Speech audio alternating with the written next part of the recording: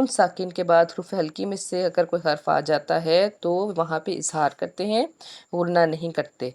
मिन्हा, हा को इसलिए खींचा क्योंकि अलिफ से पीछे ज़बर है, तो एक अलिफ के बराबर इसको खींच के अदा किया।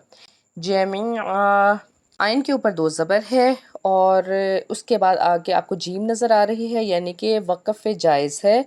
जब हमने यहाँ पे वक़्फ़ करना है तो आइन के ऊपर जो 2 ज़बर हैं यानी कि तनवीन का साइन, उसको ख़त्म करके हम एक अलिफ मद्दा की मिकदार में खींच के यहाँ पे अदा करेंगे जमीआ। और अगर इसको हम मिला के पढ़ते तो फिर पढ़ते जमीअन। उसके बाद है फ़इम्मा, मीम है मुशद्दिद तशदीद के साथ, तो हमने यहाँ पे गुन्ना किया। फ़इम्मा, अलिफ से पीछे ज़बर होने की वजह से इसको एक अलिफ के बराबर खींच के अदा किया।